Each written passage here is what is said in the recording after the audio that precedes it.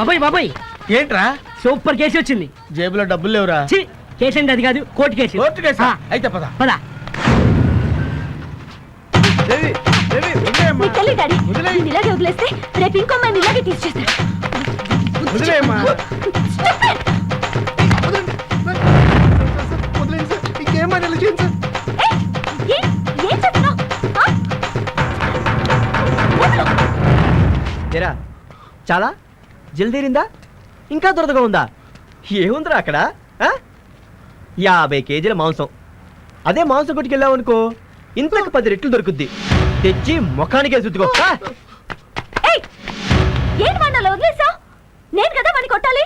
ఓ ఓ వస్తున్నా, నీ దగ్గరకే వస్తున్నా.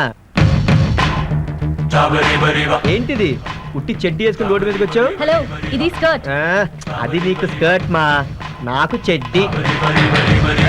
ఇదేంటి జాకెట్ లాగా ఉత్త బ్రాతో వచ్చావు? ఏయ్, ఇది స్లీవ్లెస్. ఓకే, అసలు అది నీకు స్లీవ్లెస్, నాకు బ్లౌజ్లెస్.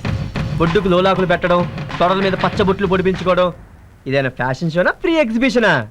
ఏయ్, మైండ్ యువర్ బిజినెస్. చూడమ్మా, దేవుడు ఆడదాన్ని పుట్టించింది మగవాడి కోసం, మగవాడిని పుట్టించింది ఆడదాని కోసం. వాళ్ళ అవసరాలు తీర్చడానికి వీళ్ళు, వీళ్ళ అవసరాలు తీర్చడానికి వాళ్ళు.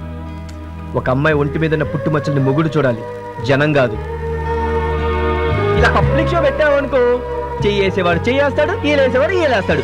చూస్తే ప్రతివాడు నువ్వే కావాలని కోరుకుంటాడు.